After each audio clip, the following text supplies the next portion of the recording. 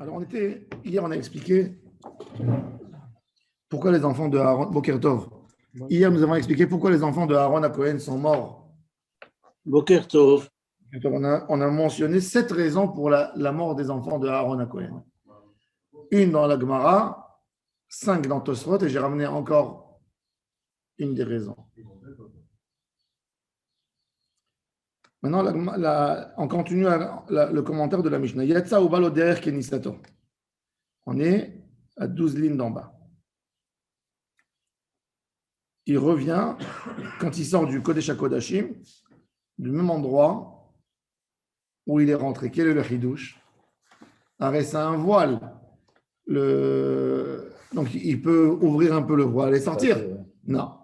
Yatsa ou baloder kenisato. Mena anemile. D'où on apprend.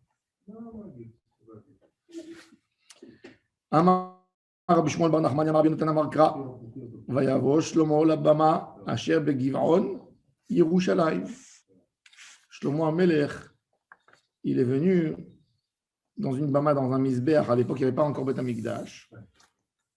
Et il est parti pèleriner dans le Mishkan, dans la bama où qui est sacrifié. La bama se trouvait à Giv'on. C'est au Giv'on. C'est au Giv'on. Oui, c'est Maïzor Givat Zev là-bas. Il a fait Givat Zev dans la région de Givat Zev. Oui.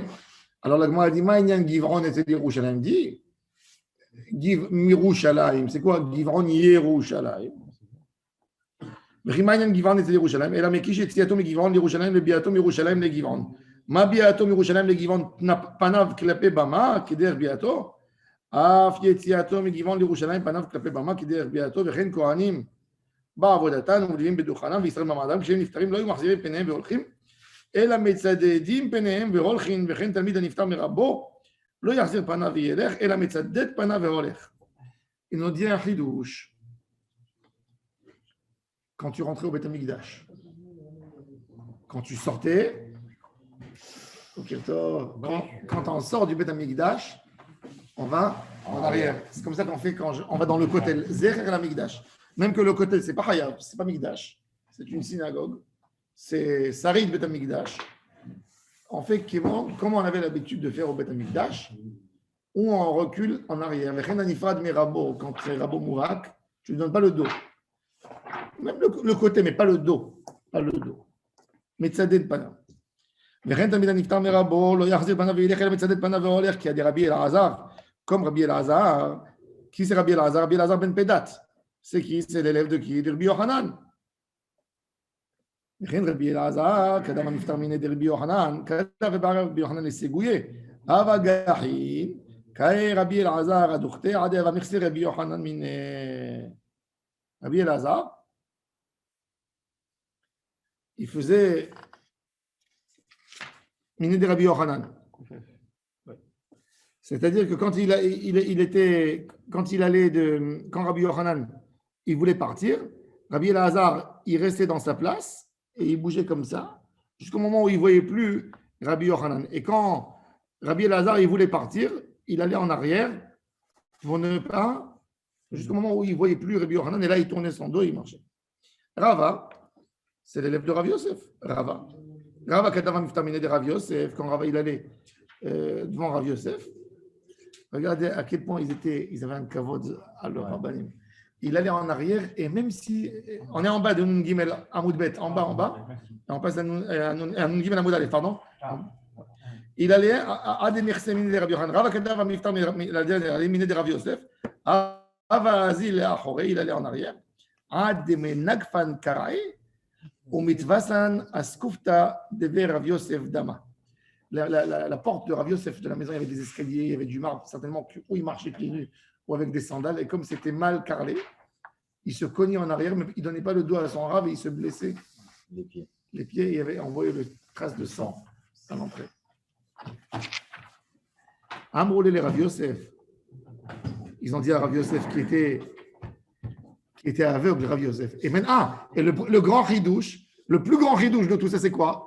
C'est que Rav Yosef était aveugle. Donc, il n'aurait pas pu le voir partir. De toute façon, il ne le voyait pas. Moi, c'est mes chaînes. Il est aveugle. Il est aveugle. Que les autres, ils ne voient pas que. Non, il est aveugle. Il ne voit rien, qu'il soit là, qu'il ne soit pas là, qu'il lui donne le dos, la tête. Il faisait pour le caveau de son Rav. Quand Rav Yosef il a entendu ça, il était ému. Il a dit, je le bénis, qui sera le grand de la génération. Et c'est pas Stam. Rav Risha Akulakara, c'est intéressant. Le Gaon de Vilna, avec sa tête d'ordinateur, il a dit qu'il n'y a pas une feuille et demie. Rappelez-vous bien de ça. Depuis Maseret Brachot jusqu'à Nida, une feuille et demie de Gemara, c'est-à-dire une feuille et une page, où il n'est pas mentionné le nom de Rava. Rava, c'est le Hamora le plus célèbre du Talmud. Il y a ses svarot partout. Incroyable. Grâce à son honneur, regardez l'honneur qu'ils avaient de la Torah, un vrai honneur, pas de la Chitzoniout. Un vrai honneur.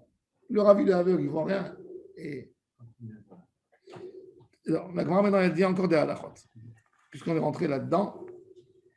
Amar Rabbi Alexandre. Il y a un Rabbi Alexandre. Il y a plusieurs Alexandres. Amar Rabbi Alexandre. Amar Rabbi Yoshua ben Levi. Amit Palel, tzarich shiafsia shalosh pesiot le'achorav ve'achar kach iten shalom. C'est-à-dire, quand on fait la Hamida, quand on fait Rosé Shalom, les gens ils ne se rendent pas compte. Mais en réalité, même dans le Kaddish, toujours on fait 3 pas. Et après, on dit Rosé Shalom Bimromav. Tu ne fais pas Rosé Shalom en faisant les 3 pas. Tu fais 3 pas et tu dis Rosé Shalom Bimromav. Mais tu commences à reculer avant de dire Rosé Shalom. Parce que qu'est-ce que tu dis Rosé Shalom? Shalom et tu t'en vas? Non. Tu t'en vas et quand tu finis, tu dis Rosé Shalom. Amar le Rav Mordechai, kivan shepasa shalosh psiot le'achorav hatam ibayel lemekam. Il dit, et il dit plus que ça encore. Il dit quand il y a aussi des gens, qu'est-ce qu'ils font? Je vais vous montrer. Ils font la Hamida, quand ils attendent la Chazara, ils font. Il revient. Il dit ça, c'est Kikelev Shaval. C'est quoi ça? Kikelev. Comme un chien. Ah ouais. Je lui dis.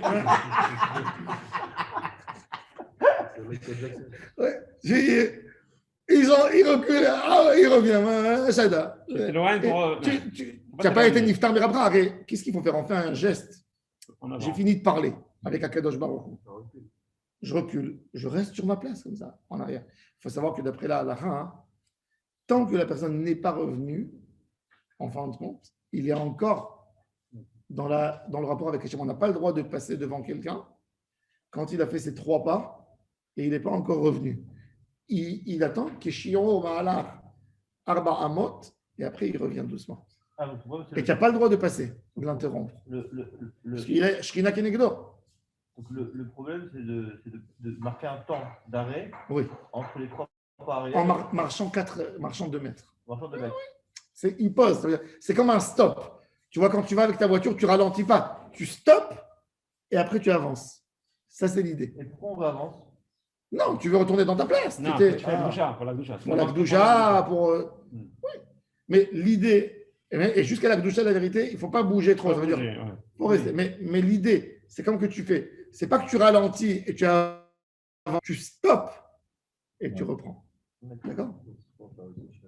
Tu stops. Et tu reviens. Tanya Namiache. Les lignes larges, première ligne.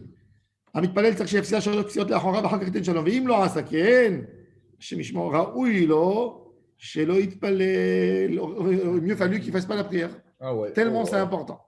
Sorte de l'arrêt. Ouais. Il va pas faire la. ומשום שמעיה אמרו, שמעיה et Avtalion, je ne sais pas si c'est Shmaya le... Ah, c'est Rav Shemaya. C'est pas Shmaya. Voilà, c'est ça. Ça m'a paru bizarre que Shmaya et Avtalion, ils ont parlé de la forme de la Hamida, puisqu'elle venait d'être instaurée à l'époque de Ezra. Alors, ben, le Bach, il ne dit pas Shmaya, pour ne pas dire Shmaya et Avtalion, c'est les Zougot qui ont précédé les Tanaïm. Shmaya et Avtalion, c'est les Rabbanim de Hillel et Shammai. Qui sont Shmaya, et Avtalion? Vous savez qui sont Shmaya et Avtalion? Des enfants de convertis, des descendants du roi Sancheriv, de Hammurabi. Ah ouais? Qui sont convertis. et ils étaient chefs du Sanhédrin. Et c'était les rabbanim de Hillel Azaken qui n'a même pas un titre de Rav, qui ont précédé l'époque des Tanaïm. Rabban Yochanan ben Zakkai, c'est le petit élève de Hillel Azaken et c'est lui le premier Tana. De lui viennent les Tanaïm. Le mot Tana, c'est depuis Rabban Yochanan ben Zakkai. Son élève, c'est Rabbi Eliezer Agadol. L'élève de Rabbi Eliezer Agadol, c'est Rabbi Akiva. L'élève de Rabbi Akiva, c'est Rabbi Meir Baal Hanès, Rabbi Shimon Bar Yochai. La génération d'après, c'est Rabbi Yehuda Hanassi, l'auteur des Mishnayot. Ces convertis qu'on voit dans la.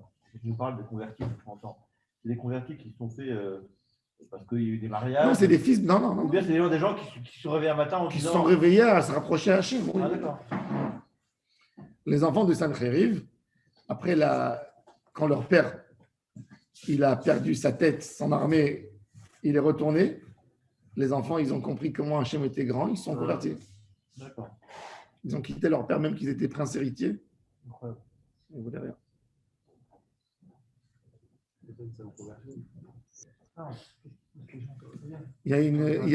Ils ont écrit dans le journal qu'il y a une grande chanteuse, je ne sais pas moi, au Koweït.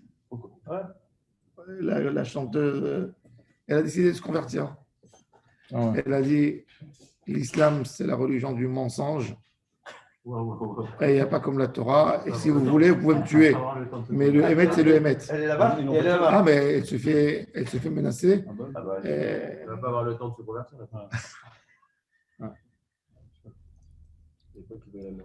Alors, il dit Noten Shalom. Alors maintenant, Rav Shmaya, il a dit Noten Shalom le Yamin, ve'achakach lismol sheneemar mimino ejdat lamo. Quand on finit l'Armida, on fait les 3 pas, on donne la tête vers le Yamin, ensuite small, et après au milieu. Ende Hashivut. Oui. Je fais les 3 pas. C'est Shalom, après Yémin, Small, droit, et Non, pas devant. Devant, tu ne lances pas tout de suite. Stop. Et après, tu vois. Et encore. Parce que tu ne bouges pas jusqu'à la Gdoucha. Ah, tu fais les 3 pas d'avant alors. Non. Ah, tu restes derrière. Tu restes derrière jusqu'à la Gdoucha. Ah, donc tu fais 1, 2, 3. Tu restes derrière, tu attends. Droite, gauche, truc. Tu attends. Et t'attends. Pourquoi? Parce qu'en fait, là, tu n'es pas proche d'Hachem. Et en fait, tu te rapproches d'Hachem pour faire la Gdoucha. Parce qu'en fait, il y a 2 zones. Il y a la zone de Gdoucha et la zone de Choulin. Mais à quel moment tu fais les 3 pas en avant alors? Juste avant la couche? Voilà, juste avant. Oui, c'est ce qu'on fait d'habitude. Chayametim, on revient. Tu te remets à ta place. Tu te remets à ta place. Et alors maintenant, la Gemara continue. Elle dit Comment est-ce qu'on traduit Eshdat Lamo? Eshdat, le feu de la religion, du décret de la Torah d'Hachem. Mimino, avec son bras droit, il a donné le feu et la force à Aram Israël. L'amo, c'est à eux, pour eux. Alors, et tout c'est la droite, oui. Veomer, il est écrit Yipol mitzidecha elef, urvava miminecha. En fait, l'homme avec son côté gauche, il arrive à repousser que 1000 ennemis, mais avec sa main droite, 10 000. Parce que le chesed, il est plus fort que la miséricorde. Et c'est pour ça, oui. Alors, et la Gemara, maintenant, elle dit quelque chose d'autre. La Gemara, elle dit Rava, chazele abaye, de Yahiv Shalma Limina Beresha. Il a vu qu'Abaye, quand il faisait les 3 pas, quand Abaye il faisait les 3 pas, il penchait sur sa droite, ensuite sur sa gauche, et ensuite au milieu. Il a dit, pourquoi tu fais comme ça? Il a dit, il faut que tu penches d'abord à gauche et après à droite. Il a dit, ah, lâche. Il a dit, parce qu'on parle de la droite d'Hachem. Et on parle de la droite d'Akadosh Baruch Hu. Ça veut dire, ton côté à toi, à gauche, c'est son côté droit s'il est assis devant toi. Ce débat, en réalité, de Abaye et Rava, c'est le débat du Rahavad et de Shimon Sharabba. C'est quoi? Dans les tefilines, vous savez, on a beaucoup de chitotes, on a parlé de ça. Comment on pose les parachutes dans les tefilines? Il y a Kadesh Vehaya, Shema Vehaya, il y a Kadesh Vehaya, Vehaya et Shema. La question, est-ce qu'on met la position des tefilines dans les boîtiers que sauf positionner Kadesh Vehaya, Vehaya, Shema, ou c'est la position de Akadosh Baruch Hu qui est devant nous, et donc en réalité, je prendrai ces Arba parachutes et je les poserai de l'autre côté. Et ça, c'est le débat de Rahavad et de Shimusha Rabba. Comment on fait? C'est pour ça qu'on a Tfilin Rahavad et tefillin qui mangent Ravad. Le Ravad, il a dit, c'est la personne qui est devant moi.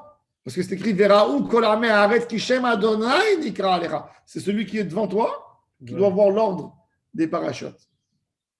Le Gaon de Vilna, il a fait le calcul, il a dit, si on voudrait faire toutes les chitos des tefillin, il a montré 70, on peut mettre.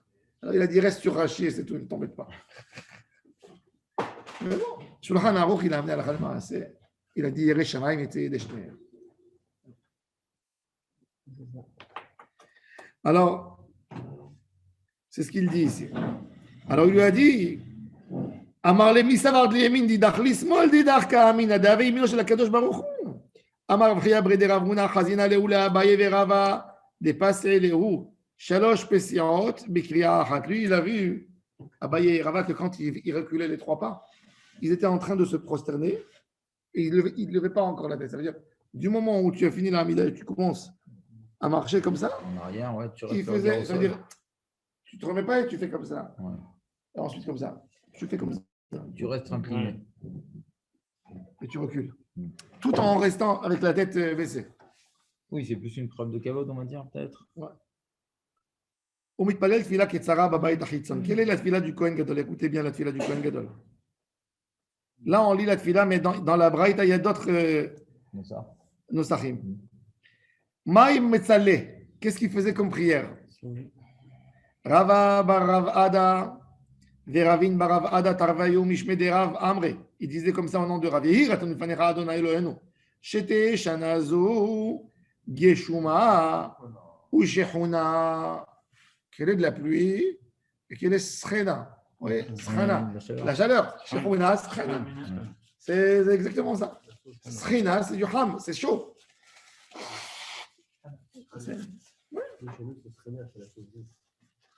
Non, la Srina, c'est un repas chaud, c'est le mot Hamin. Hamin. Pourquoi nous on appelle ça comme ça? Vous savez pourquoi? Parce que la Shekhinah. Srina Taouzo Begovem Veromim. Mais pourquoi on appelle ça? Pourquoi il faut manger chez les Ashkénazes? C'est Tchoulin Tramin. Pourquoi? Parce que les Sadducéens et ensuite les Karaïtes, ils ont dit Lot Evaharu Esh Bechol Moshe Votechem Beyom Shabbat. Vous n'avez pas le droit d'avoir chez vous un feu existant le jour du Shabbat. Un boulim.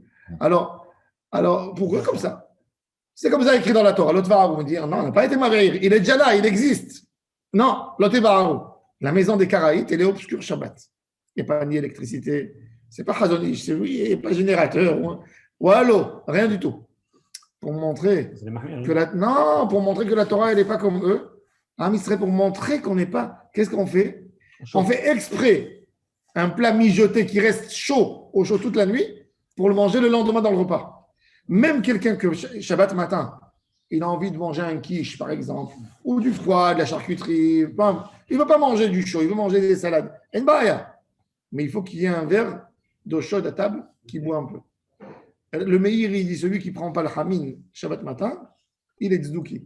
Il faut le soupçonner, est-ce qu'il est karaï ou tzduki? Ouais. Le chaud, l'idée du chaud, c'est pas. Tu n'as pas besoin de manger que de la dafina à la viande. Non, mais tu peux manger tout ce que tu veux. Pour le café. Donc ça va. De l'eau chaude, qu'il y a un verre d'eau chaude. En été, des fois, moi, je ne mange pas, j'aime pas les plats mijotés toute la nuit. Pour la santé, c'est difficile aussi à digérer. On mange beaucoup de salade. Quand il fait chaud, des fois, j'ai pas envie, j'ai envie de manger frais, j'ai envie de manger léger. Le chaud est toujours là. Alors toujours, elle amène à table un verre de thé, et on boit le thé. Shabbat, on n'est pas obligé de manger de la viande, c'est-à-dire quand tu manges ce que tu aimes.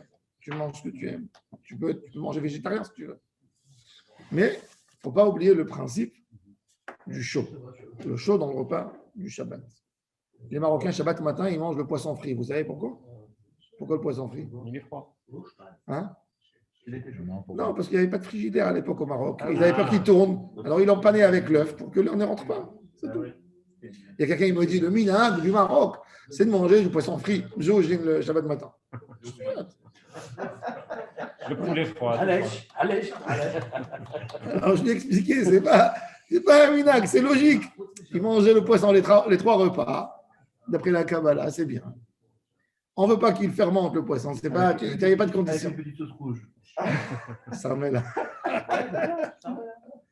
Ouais. Enfin. Alors, il fait la bracha. Alors la Gemara dit Shchuna. Quoi, tu veux Shchuna? Alors la Gemara dit Ela im Shchuna te geshuma. C'est ce qu'on dit. Im Shchuna te geshuma. Ouais. Ça veut dire, si dans son sort, ça devrait être une année où il n'y a que de la chaleur, que je me donne de la pluie. En réalité, nous, on sait que c'est bien. Ça veut dire que ce soit chaud en été et pluvieux en hiver pour avoir des bons fruits. Rav Achabre, des Rav Mesayemba, Mishme, des Rav Yehuda, il finissait la fila comment? On ne voit pas tout le texte, mais Sayem, ça veut dire qu'il y avait encore des mots. Alors, je vous ai dit que la Braïta, par exemple, elle dit que les gens du Sharon, leurs maisons ne deviennent pas leur tombe parce qu'ils ne savaient pas construire à l'époque avec. C'était que de la terre, ils ne savaient pas faire des fondations. Ça s'écroulait. Et il dit Velo Ya'ade Avid Shilton Midbet Yehuda. Il se souhaitait que la royauté, que le gouvernement revient au roi de Yehuda. Le Ramban, il dit que pourquoi les Hashmonaïm, ils ont été exterminés tous, jusqu'au dernier. Hérode, il les a tous massacrés. Hérode, c'était un fils de Édomi qui a envahi, qui a voulu prendre le pouvoir. Il a tué il s'est marié avec une Maccabite, Myriam. Il a tué toute sa famille. Et étape par étape, il a tué tous. Et quand il a fini de tuer la famille proche, il s'est manifesté libertement. Il a tué. Il n'est pas resté un Hashmonaï. Et sa femme, c'était la dernière. Quand elle a vu qu'il a tué son père, ses cousins, tous, elle a sauté du toit. Et avant de sauter du toit, elle a crié devant tout le monde. Tout celui qui dit « Je suis Hashmonaï », il n'y a plus de Hashmonaïm, c'est un esclave. Pour dire sur son mari Hérode. Elle s'est suicidée, elle a sauté du toit. Et pourquoi le Ramban dit pourquoi ils ont fait tout ça? Parce que quand ils ont purifié le temple et ils ont mis dehors les Grecs, il fallait continuer la mitzvah jusqu'au bout et rendre la royauté à Yehuda. Vous avez déjà la Keuna, pourquoi vous voulez être roi aussi? Et ils ne voulaient pas. Ils voulaient laisser la royauté chez eux. Mais pourquoi? T'es arrivé au pouvoir. Pouvoir, force. Et il dit ça les a détruits en fin de compte. C'est pas qu'ils étaient contre la manière de gouverner de Yuda. Non, au début, je peux comprendre. Tu veux instaurer la Torah 10 ans, 15 ans. Tu veux remettre un système bien. Mais ce n'est pas une junte. C'est pas. Pourquoi la royauté ne vous appartient pas? Kadosh Baruch Hu l'a donné à Yehuda, à David, à Melech, à ses enfants. Pourquoi? Rendez le royaume à celui qui lui appartient. Et vous ne voulez pas. Ils ont été punis, exterminés jusqu'au dernier d'eux. Alors, c'est ce qu'on demande. Velo ya'ade shilton mitbet Yehuda.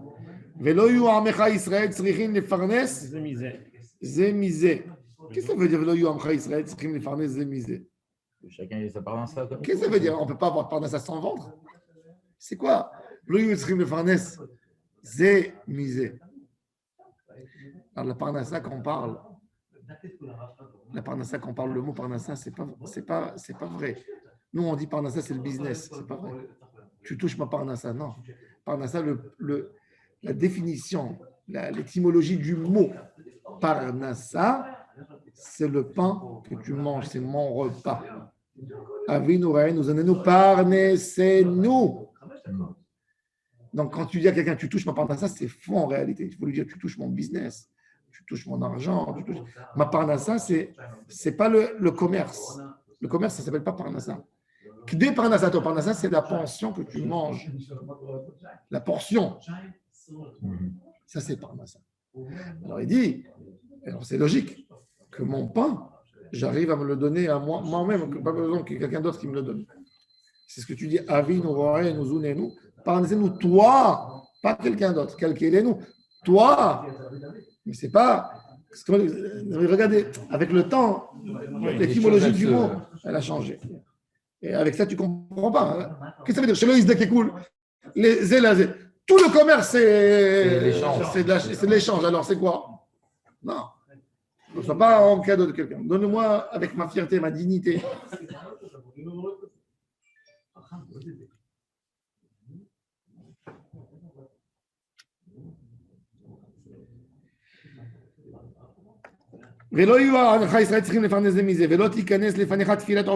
N'accepte pas la prière des passagers qui étaient en route à l'époque, ils n'avaient pas de parapluie. des voyageurs qui demandent que tu arrêtes avec la pluie. Non, ne les écoute pas, donne la pluie parce que le peuple a besoin.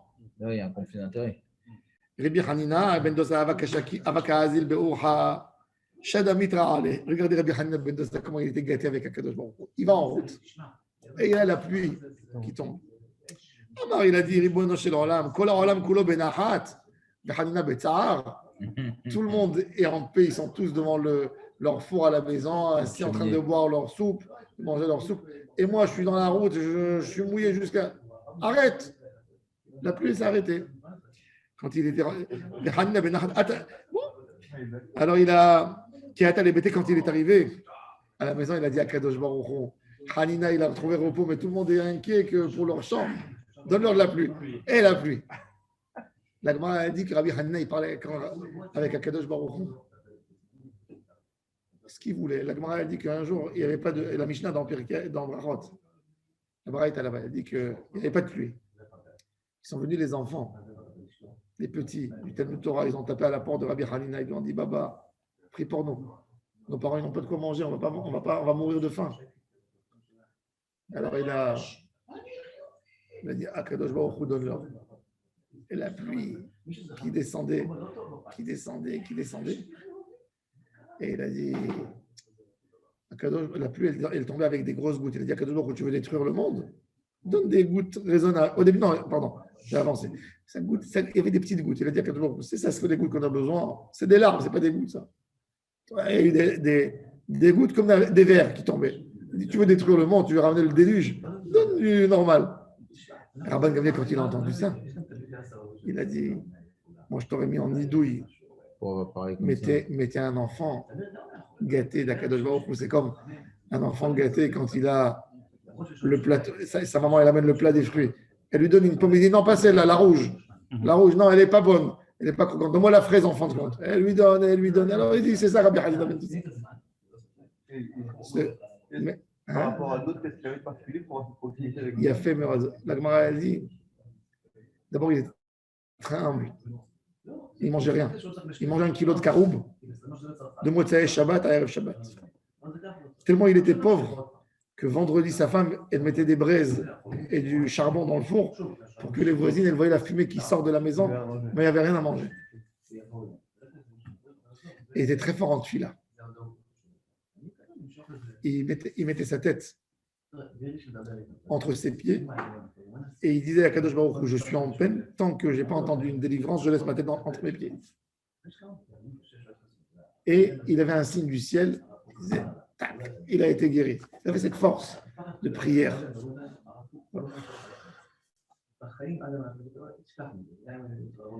C'est pour ça qu'il s'appelle Hanina, Hnin. Il était Hnin. Oui.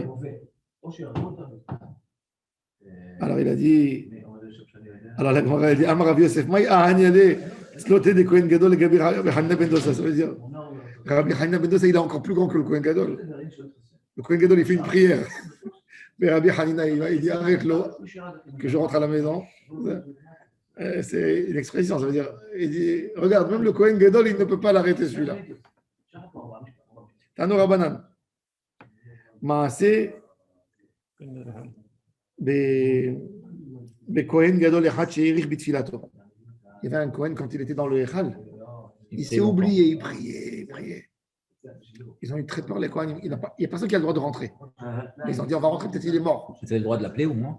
Non, on ne peut pas perturber le travail. Donc ils sont rentrés et ils ont vu qu'il était en train de prier. Il venait de rentrer et lui il sortait. Pourquoi tu as prolongé la prière? Tout le peuple était en stress. C'est dur à vos yeux que j'ai prolongé ma prière. J'ai prié pour vous. Et j'ai prié pour le temple qui ne se voit pas détruit. Ne fais pas ça tout le temps.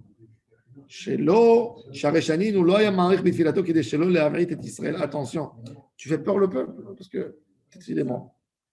Bon. Maintenant, la Mishnah, elle me raconte un peu d'histoire. Quelle était la particularité du Beth Amikdash du moment où on n'a plus d'arche? C'est intéressant. De la Mishnah, on voit. Je vous expliquais un peu l'histoire de l'endroit où était posée l'arche. C'était la pierre Even Ashtia, c'est la pierre où le Tzimtzum, la rétractation divine, a commencé à base de cet endroit. C'est le premier point d'existence dans le monde. C'est l'endroit où est posé Kodesh HaKodashim. Donc, le lieu, il est Kadosh. Il est Kadosh pas par le fait qu'il y a l'arche là-bas. La preuve, c'est qu'Yaakov a vu, il a dormi là-bas. Et il a dit, aïe, aïe, aïe, Manora, Makomazé, Zekim, Bet Elohim, Vezeshar, Hashem, c'est la porte du ciel. Mais il n'y avait pas encore l'arche. Il n'y avait pas encore les tables de la loi. Donc, l'endroit, il est Kadosh. Ce n'est pas parce qu'il n'y a pas d'arche qu'on peut faire ce qu'on veut là-bas. Il est Kadosh. Bon. Il y a l'arche. L'arche, c'est notre mérite à nous. Alors, la Gemara a dit, Mishtital Aaron, Even Aïta Sham. Regardez. Mimot Nevi'im Rishonim, qu'elle a été découverte. Nevi'im Rishonim, c'est Samuel. Ou Shtia Shema. Elle s'appelle Shtia. Elle va raconter sur elle. Shtia, c'est en hébreu, c'est pas boire de l'eau. Il y a deux yud. Il y a deux yud. C'est Shtia, Shtia, et c'est quoi? C'est fondation du monde. À Chatot Yeherason. Yomorot, ça dit que ma parole. Qui est à Chatot. Quand les fondations, elles tombent. Oui. C'est pas Even, je croyais que c'était Even Ashtia. Vayachet l'Adonai. Magine Eretz. Vayachet alehem tevel. Vayachet, il a mis sur ses bases, sur les fondations. Donc, Shitin. Ouais. Oui. Alors, il dit Veshtia Shema. Shtia Nikret. Gavam minaret shalosh etzbarot. Relevé du sol 6 cm.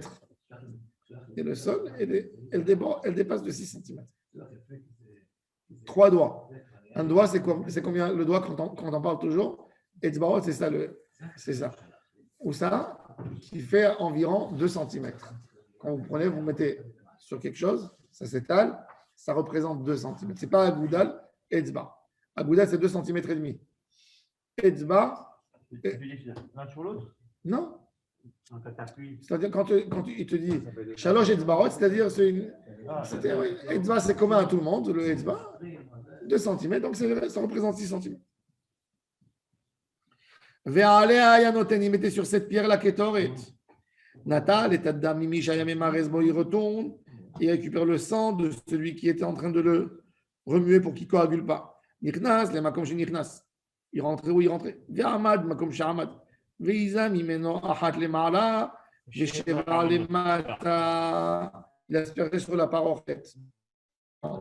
Et c'est en bas. Ve'lo haya mitkaven le'azot lo le ma'ala, ve'lo le mata. Et là, kematzlif. Il ne fait pas une aza'a quand il verse. Il fait comme ça. Il jette. וככה ימונה אחת ושתיים. כן? Ça, c'est le Seder Avoda. Alors, c'est quoi? Achat. Un en haut. Achat ve'achat. Il prononçait. Achat ושניים, achat ושלוש, achat וארבע, achat וחמש, achat ושש, achat ושבע.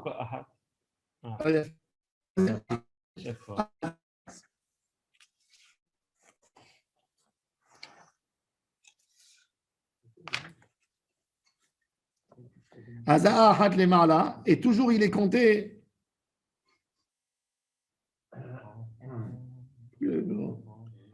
La Gemara dans Daf Dunhe, la Gemara, elle est comme ça. La Gemara.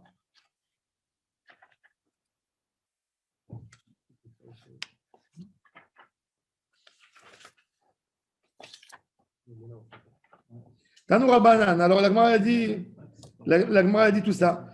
Velama, et la Gemara a dit, et pourquoi chaque fois il disait Ahad, Ahad ve'Ahad, Ahad ve'Shtaim? Maïta Amar Rabbi Elazar Amar, Shelo itae behazaot, pour ne pas qu'il se trompe. Oh, maintenant je suis dans le deuxième d'en bas. Oh, j'ai déjà fait, pour ne pas qu'il refasse. Ça veut dire chaque fois, quand il asperge, tu vois. Mais quand il raconte, il n'asperge pas à nouveau en haut. Nahon. Juste il rappelle. Il se rappelle pour ne pas remettre en haut. Il a déjà fait. Parce qu'il fait. Alors il dit Ahad. Je ne sais pas, peut-être une fois, il devait avoir là-bas un Cohen Gadol qui devait avoir un peu d'Alzheimer, peut-être, ou quelque chose, et ils avaient peur, tu vois. Je ne sais pas. Mais c'est rentré. La méthode, elle est bonne, parce que du coup. Ouais.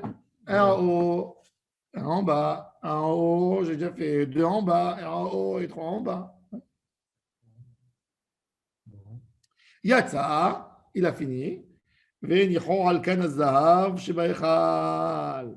Et viu l'autre saïr. Ils lui ont emmené le saïr. Shehato. Mais qui bête de mizrak et damo, il égorge le saïr hatat, l'Hachem. Nichnas le makom shenichnas, v'amad makom she'amad, v'yizam maintenant le saïr. Avant, il a pris quel sang du par. Par lui. Maintenant, il va prendre le sang du saïr et il va faire aussi le sang du saïr. ויזמנו, lui aussi, אחד למעלה ושבע למטה, וככה היה מונה, אחת ושתיים, etc. יצא והניחו על כאן הזהב שבהיכל. רבי יהודה אומר, לא היה שם, אלא כאן אחד, un endroit pour poser le sang qui restait. נטל דם הפר, והניח דם השעיר, ויזמנו על הפרוכת, שכנגד הארון מבחוץ. Après, il sentait, il mettait sur la parochet, qui est en face du Aaron, dans le placement du Aaron, où il devait être placé, mais à l'extérieur et pas à l'intérieur. Achat lemala, vesheva lemata, ainsi comme on a dit, vela mitkaven ela kematzi, vekachaya moné, etc. Maintenant, après, qu'est-ce qu'il fait? Natal damasaïr venir damapar, veisa maintenant la parole, j'ai keneged Aaron bachutz. Et après, l'étape d'après, c'est qu'est-ce qu'il fait? Il a aspergé 2 fois avec le damapar, 2 fois avec le damasaïr. Après, la prochaine étape, c'est qu'il mélange les deux et il sort asperger sur le misber. Le damapar avec le damasaïr. Ça veut dire que la parole était pleine de sang? Ah, La parole. ah, Juste. Alors la Gemara a dit Mishenital Aaron. La Gemara a dit pourquoi tu dis Mishenital Aaron? Shenital, c'est comme si on l'a pris. Non, Mishenignaz. On a dit, hier on a étudié que le roi Yoshiaou, avant-hier, que Yoshiaou il a caché lui l'arche. Alors pourquoi tu dis Mishenital? Mishenital, c'est comme si on l'a pris. Ouais. Il n'a pas été pris, il a été caché. Mishenignaz Aaron. Alors il dit Mishenignaz le Katan et la Mishenital. Nan Keman de Amar. Alors il y a deux versions. Dans le texte, il y a un texte qui dirait que Nebuchadnezzar, il a pris un Aaron. On ne sait pas qu'est-ce qu'il a pris. Mais on a dans un texte que Yoshiaou, il a caché aussi. Alors on ne sait plus. Alors il dit Keman de Amar, Aaron Gala le Bavel. Rabbi Eliezer Omer, Aaron Gala le Bavel. Ou les Tchouvat Hashana, Shalach HaMelech Nebuchadnezzar, Vayaviou Bavel à Imklech Hamed Bet Hashem. Rabbi Shimon Bar Yochai Omer, Aaron Gala le Bavel, Sheneemar, Lo Yivater Davar Amar Adonai. Il n'y a rien qui restera en Israël. Eloi Aseret Adibrot chez Rabbi Yehuda Omer Aaron Bimkomon Ignaz Sheneemar, ויראו ראשי הבדים מן הקודש על פני הדביר ולא יראו החוצה ויהיו שם עד היום הזה. ופליגה דעולה. Alors il dit, ici au Posaroda, il y avait des versions, qu'est-ce qui s'est passé avec le Aaron? Alors la version qui dit, c'est vrai, Yoshiaou il a caché, mais après il a été retrouvé, il a été remis en place. Il ne s'attendait pas à une catastrophe avec Nebuchadnezzar. Et après Nebuchadnezzar l'a pris à Babel, il y a une version qui dit, il y a une autre version qui dit non, il a été caché, recaché de nouveau par le dernier roi de Yehuda. Et il y a un témoignage de quelqu'un qui dit, je l'ai vu à Rome. Et moi j'ai vu À Rome. De quoi, l'arche? Ouais. Moi, j'ai vu dans un ancien livre, je ne me rappelle pas lequel, qui disait que Shlomo HaMelech, pour protéger le Aaron et les Kélim du Beth Amikdash de Moshe, il a fait des doubles, des copies. Et en fin de compte, Qui a été pris à Rome. il ne voulait pas qu'on cherche le Kadosh, donc il a laissé dans des moments de catastrophe où il y avait des guerres, où Jérusalem était cerclée, etc. Il mettait la copie pour ne pas qu'on vole, qu'on prend l'original, parce qu'il y avait les guerres avec toutes ces histoires. Ça se trouve à Rome, il y a la copie. Oui. Ça me rappelle. Oui, la copie. Ça me rappelle exactement la synagogue, la CIOP, la synagogue de la rue Pavée, la belle synagogue. C'est celui qui a fait cette synagogue, c'est Alexandre Guimard, celui qui est signé sur quelques stations de métro à Paris. Et du monde entier, les gens ils viennent voir Guimard, le travail de Guimard. Ouais. Et il y avait deux beaux poignets. Là-bas, tout est assorti. Même le poignet, il est assorti à la forme de l'immeuble que Guimard avait fait à l'époque. C'était faux. Non, et ils ont volé. Et un jour, ils sont venus 2 personnes la nuit, ils ont percé le bois et ils ont volé les 2 poignets. Ils ont mis un temps fou pour les chercher. Ça a une valeur inestimable. Guimard, les travaux de. Tapez sur Internet, vous allez voir c'est quoi Guimard. Et ils sont partis, ils les ont cherchés, ils les ont trouvés finalement. Chez un collectionneur qui les a achetés, ils ont dû mettre la communauté 20 000 € pour les récupérer. Alors, ils ont commandé des fosses et cela a été gardé dans un coffre. À quoi ça te Tu sert? comprends? Ça veut dire qu'il a créé ils ont mis les fosses qui étaient identiques aux vraies et les vrais étaient dans un coffre. Alors maintenant, tu comprends? Tu as une. Au Beth Amikdash, alors il y a une théorie comme ça que Shlomo Melech il avait peur. C'est difficile parce que ça veut dire qu'on met des kilim zarim Oui. dans Beth Amikdash. Ah oui, pour sauver le vrai kilim, tu sais qu'est-ce qu'il dit? À l'époque, il y avait beaucoup de vols dans les maisons. Ouais. J'ai mon oncle, chez Barry, toujours, il a sur la table du salon et sur la table devant la télévision au 200 salon, shekels. 200 shekels. Il me dit pourquoi? Il me dit le voleur, quand il rentre, il prend vite et il s'en va. Je n'ai pas envie qu'il cherche, qu'il commence à me casser ma maison. Il a 200 shekels, attends. Oui. Même quand tu es dans un endroit qui est dangereux, toujours pose dans une poche. C'est double tranchant parce que si j'ai 200 qui traînent, c'est qu'il y en a. Non. L'idée du voleur, c'est de prendre. C'est toujours mettre peu. Mets toujours peu dans un endroit qui est visible. Quand il y a quelqu'un qui vient le récupérer, c'est ce que j'ai, voilà, prends. Moi, j'ai connu quelqu'un qui avait un coffre-fort. Dans le coffre-fort, il y avait très peu. Et tout l'argent n'était pas dans le coffre, il était dans l'armoire. Et quand un jour ils sont venus pour lui faire une enquête, ils lui ont dit ouvre le coffre-fort. Il a ouvert, il a dit voilà, c'est ce qu'il y a dedans. Mais l'argent, parce que les gens ils pensent. Il faut penser autrement que ce que les gens ont l'habitude de penser. Ils savent que les gens ils pensent. Ah non, il suit le rythme. Alors la Gemara va voir. Il y a ici deux avis. Il y a des avis. Qu'est-ce qui s'est passé avec l'arche?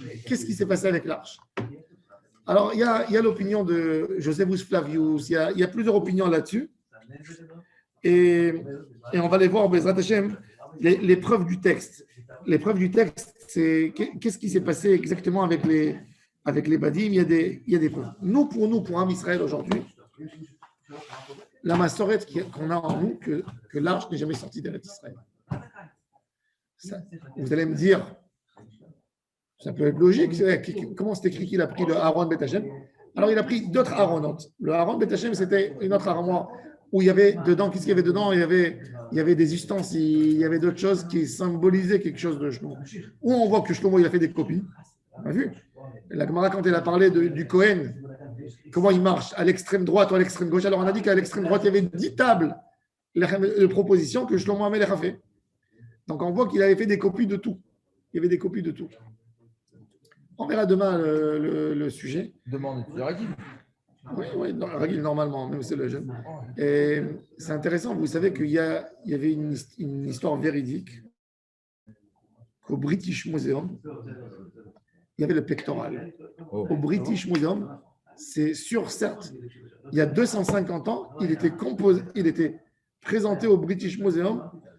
200 ans, le pectoral, les Anglais ont réussi à mettre leurs mains là-dessus.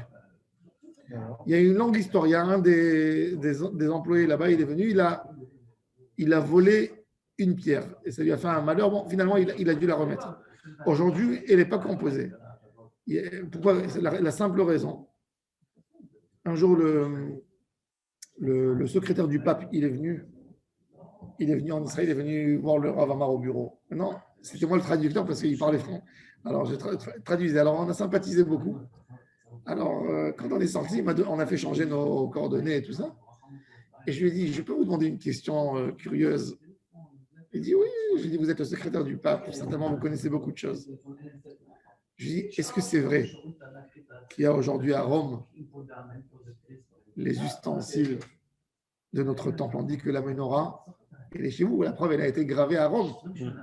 Donc, elle était là. On ne sait pas si elle a été prise, on l'a fait fondre pour récupérer l'or. Alors, il me regarde. Il me dit, et si elle était chez nous, tu penses que je te le dirais? Il m'a dit maintenant, il m'a dit, moi, sur ce sujet, béton, il m'a dit, mais sache-le, il m'a dit que dans le Vatican, il y a les trésors du Vatican. Il m'a dit, même le pape, ne les connaît pas. Il n'a pas la clé pour accéder. Et il me dit, ça se transmet. Il dit, comme il y a des curés là-bas, vieux, il y a un qui a la clé. Et avant de mourir, quand il se sent qu'il est vieux, il cherche de toutes ses connaissances un homme qui sera un homme de confiance à qui il va confier les clés. Il me dit, il y a des catacombes, il y a des grottes sous le Vatican. C'est des centaines d'années que chacun il est venu, il a creusé, il a fait quelque chose. Il me dit, et c'est des choses qui passent. Il me dit, il y a un qui connaît c'est où exactement. Il me dit, mais naturellement, il me dit, si le Vatican demain, il reconnaît qu'il a quelque chose comme ça chez lui, tout de suite, il y a l'État d'Israël qui va demander. Comme qui s'est passé l'histoire avec Napoléon qui a amené à Paris le truc d'Égypte, l'obélisque, et ils étaient obligés de le rendre. Donc, ils ont fait une copie. Si tu voles d'un pays une richesse, tu es obligé de le rendre. Donc, il me dit, jamais tu n'auras aucune... Personne ne te dira jamais. Aucune confirmation là-dessus. Il y a le Rav de Tripoli qui est parti au mariage, c'est une histoire véridique, qui est parti au mariage de... Le pectoral, il est où alors? Il y a une traçabilité. Alors, il y a 200 ans maintenant, mais tout aujourd'hui est caché. Ils ont tout, ça veut dire tout est... Mais on sait, c'est publié dans les journaux de l'époque. C'est là-bas. Il y a eu le Rav de Tripoli, quand Emmanuel III, le roi de l'Italie, est venu pour une visite à Rome, à Tripoli, qui était un pays de protectorat italien. Ouais. Il a rencontré le grand rabbin, il a adoré le Rav, qui était tellement intelligent, tellement noble, et il lui a demandé de venir en Italie pour célébrer le mariage de sa fille. Oh. Il est venu, ça a fait un conflit avec l'Église, parce qu'Emmanuel a demandé que ce soit le rabbin. Bon, le Rav, il a donné évidemment le respect Avant de retourner, il lui a dit, ce que tu me demandes, je te donne. Le Rav lui a dit, le Rav, il s'appelait Rav Borobza, je crois. Il a dit, je veux voir la menorah, je sais qu'elle est à Rome.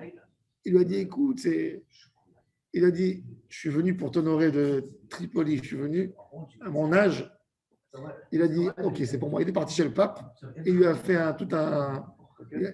il a vu la menorah.